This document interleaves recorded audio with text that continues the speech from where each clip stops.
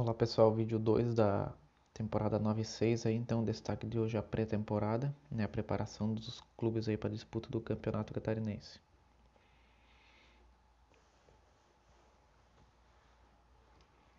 Então inicialmente destacamos aí os participantes da temporada 96, né, o campeonato iniciou com 10 clubes, mas originalmente ele deveria contar com 12 clubes aí. Destaca aí o Joaçaba e o Inter de Lages, equipes que por pendências financeiras foram impedidos de competir então na primeira divisão. Para que os clubes pudessem ter as suas inscrições feitas, né, sua disputa, ambas teriam que quitar então as suas pendências aí financeiras. No caso aí do Joaçaba, o Joaçaba quarto colocado em 95, teria essa vaga garantida no estadual de 96, mas ficou impedido por uma dívida aí de cerca de R$ 7.000, né, com o jogador na dela. Acabou por desistir mesmo, né, de entrar na justiça, de buscar essa vaga e acabou disputando a segunda divisão. No caso do Inter de Lages, a situação foi mais complicada, né? O Inter de Lages, inclusive, entrou na justiça comum e foi ameaçado até de desfiliação, né, junto à Federação Catarinense. A equipe por várias vezes tentou a participação, inclusive com o campeonato já em andamento, mas não obteve sucesso. Foi excluído da competição e de fato fechou as portas também em 96, né? A equipe só retornou aí a competições com o Inter de Lages em 2000, né? No campeonato da segunda divisão de 2000. Quanto à fórmula de disputa, uma fórmula simples, né? Os clubes aprovaram e gostaram, inclusive, da quantidade de equipes no campeonato, de 10 clubes. Então a fórmula de disputa foram 4 fases. Na primeira fase, denominada a Taça Governador do Estado, todos contra todos, né, em turno único, seria o turno da competição, onde o campeão garantiria a vaga para o quadrangular final. A segunda fase, a Taça Rádio Tubá 50 anos, todos enfrentavam todos novamente, não todos contra todos, apenas os mandos eram invertidos, né? Também o campeão garantido no quadrangular. Juntavam-se esses dois clubes, duas equipes pelo índice técnico, que foi a soma da primeira e da segunda fase aí. O quadrangular então ele foi disputado em turno e retorno, onde o campeão de cada um dos turnos faria a final da competição. Se o mesmo clube vencesse os dois turnos, aí então seria declarado campeão sem uma final em 2 jogos. Quanto ao rebaixamento, a pior equipe na soma de pontos da primeira e da segunda fase seria o rebaixado para a segunda divisão fase, seria o rebaixado para a segunda divisão em 1997. Então agora vamos destacar um pouco aí os elencos, né? Inicialmente esses elencos foram os que começaram a pré-temporada, então depois houve a chegada de várias peças, né? Mas esse foi o elenco inicial aí. Então, como você pode ver, eu trago o elenco do Avaí, no destaque da imagem a nova camiseta do Avaí, com o patrocínio do Casas d'Água para a temporada de 96. No banco de reserva, o técnico foi o Rui Guimarães.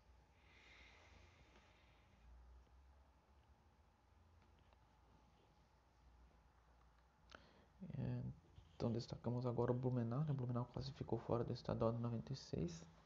A equipe tinha uma dívida de cerca de R$ 170.000 e além dessa dívida ainda demandada de patrocínios ou de patrocinadores, complicou um pouco a situação da equipe, que ficaria de fora da competição, mas que de última hora garantiu a sua presença, né? A equipe confirmou no dia 1º de fevereiro, o campeonato iniciava no dia 10, então a equipe confirmou sua participação após receberem uma ajuda financeira da prefeitura do município.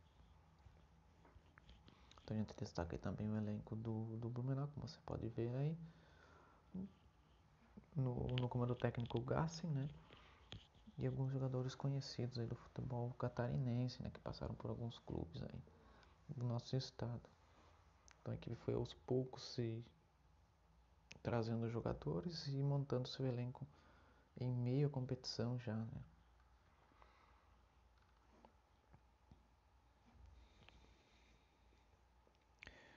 O Brusque, um dos objetivos do Brusque na competição era chegar entre os 6 primeiros, inicialmente era esse o objetivo da equipe. Na imagem o meia Giovani, um dos principais jogadores da equipe. No comando técnico e também como preparador de goleiros, o Robson Machado. Essa equipe que vocês podem ver aí na tela é a equipe inicial, né, que iniciou a pré-temporada. Depois houve várias contratações aí ao longo da competição. No destaque o goleiro Binho, né? O Binho retornou à equipe, né? Já havia jogado em Brusque em temporadas passadas. Então o meia Giovani, a chegada do Birubiru junto ao Jaraguá. No ataque o Pedro Maton, então um elenco que depois foi sendo incrementado aí ao longo da competição. Então a gente traz aí agora o elenco da Chapecoense. A Chapecoense perdeu várias peças importantes em relação a 1995, no ano vice-campeonato. Então o Pedro Paulo, o goleiro, acabou deixando a equipe, também deixou a equipe o Paulo Rink, né? Mas a equipe se manteve com um elenco bem qualificado. Muitos dos reservas bons e destaques em 95 permaneceram na equipe, juntando-se a eles algumas peças pontuais, como é o caso do Cuca, que não está nessa lista e que veio mas ao longo do campeonato. Então no destaque o goleiro Madruga, que fez um ótimo ano de 96, né? Tem o lateral Itá, no meia Maringá, então a equipe muito qualificada. No ataque o Índio, né? No comando técnico o Agenor Pitini. Então a equipe da Chapecoense entrava na competição como uma das favoritas, né, ao título. O Criciúma então entrou na temporada 96 com várias alterações em relação ao final até de 96, de 95, né? A equipe fez várias mudanças, trouxe muitos jogadores aí, como é o caso dos laterais Cambé, do Ednelson, né?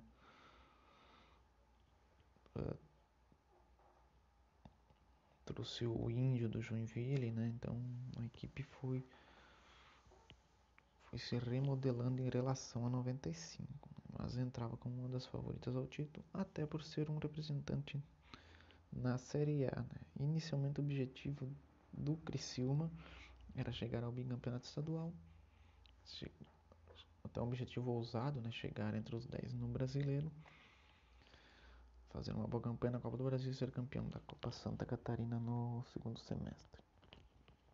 Os resultados, né, a gente vai mais pra frente vai passar para vocês se realmente foram atingidos ou não, né? No comando técnico, Luiz Gonzaga Miglioli.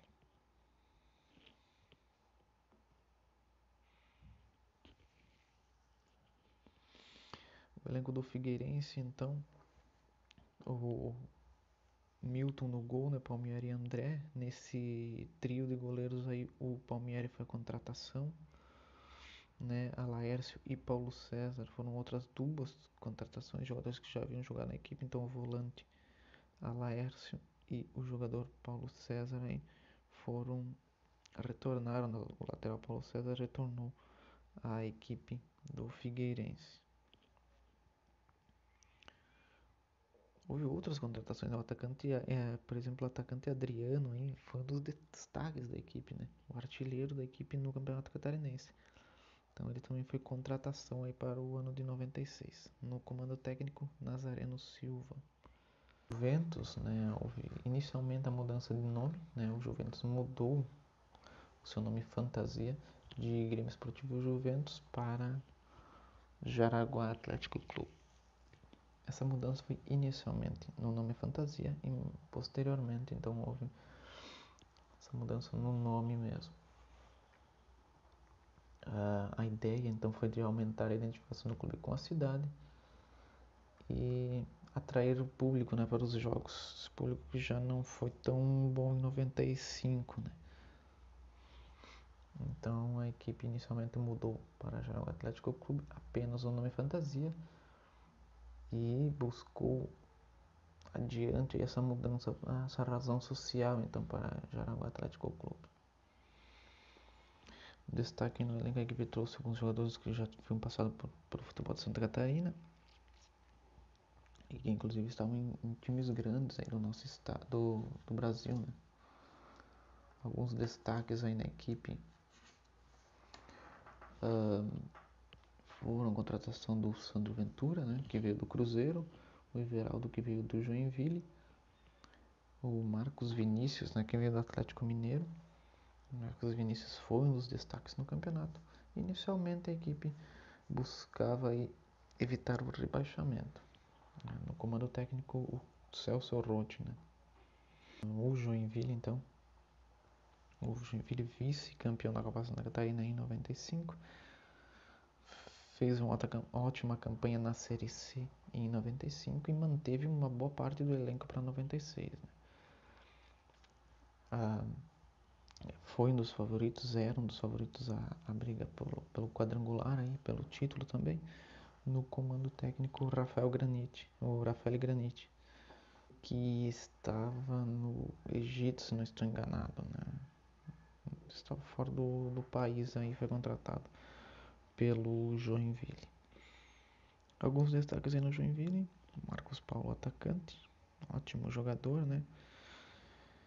Vandeco, Gilmar Nas, tem o Theo Benson, aí o Bandock, o novato, né, na época, Bandock, Jairo Santos, volantes Alcinei e o Veiga, né, no gol o Silvio Muniz. Então o Dias ele mudou totalmente seu elenco em relação ao que disputou o Campeonato Catarinense em 1995, né, poucas peças aí permaneceram na equipe. Alguns destaques aí desse elenco é o técnico Adão Goulart, então, né, que foi quem iniciou com o clube aí. Os goleiros, então, o Leandro Rossi, o Silvio e o Flávio. Na lateral, Catani, o Renê, o Moisés e o Emerson. Na zaga, o Fernando e o Admilson. Volantes, o Gilmar Madeira e o Colucha. No meio campo, o Ivair, Emerson Mineiro, Cláudio Roberto, o Júlio César, o Walter Gillette. No ataque, o Ricardo Perillo, o Gatão, o William, o Sidney e o José Rondini. O futebol do Tubarão sofreu algumas mudanças aí a partir de 1996. Então, ao final de 1995, uma união entre o Ercílio Luz e o Tubarão não era formar equipes aí competitivas que pudessem brigar por títulos, né? Mas a situação do futebol do Tubarão ela já não era mais o último título estadual veio em 1970. Então, as duas equipes se uniram, mantiveram o nome de Tubarão, né, o nome da cidade, mudaram o escudo da equipe, né, com a bandeira aí do município. Destaques aí iniciais foi a vinda do goleiro Miguel, né, que depois foi se destacar aí na equipe do Tubarão, foi um dos destaques na temporada. O zagueiro Mauro Ovelha, que veio do Concórdia. O atacante Chulapo também foi uma das contratações, aí depois veio o Mabile, né, então a equipe conseguiu montar um elenco aí competitivo. No comando técnico, Reinaldo Salomão, então. Agora alguns amistosos aí para vocês. Amistosos preparatórios para o Campeonato Catarinense. Alguns destaques aí, por exemplo, no dia 30 de janeiro, o Criciúma realizou o seu primeiro amistoso oficial diante do Ponta Grossa em Criciúma. O jogo foi às 20h30 e uma vitória por 2-0. Os gols saíram no segundo tempo, gols de Paulo da Pinta e de Robson. No dia 1º, o Ponta Grossa foi a Tubarão, realizou um amistoso em Tubarão, diante do Tubarão. O resultado foi 1-1. O gol do Tubarão foi de Liminha, né, no primeiro tempo. O público nesse jogo foi de 538 pagantes. Destaque também no dia 1º, amistoso em Florianópolis, entre Figueirense e Atlético Autovale. Na imagem aí, o resultado foi 1-0 Figueirense. O gol foi do Erasmo aos 10 minutos do primeiro tempo. E o público foi de 659 pagantes.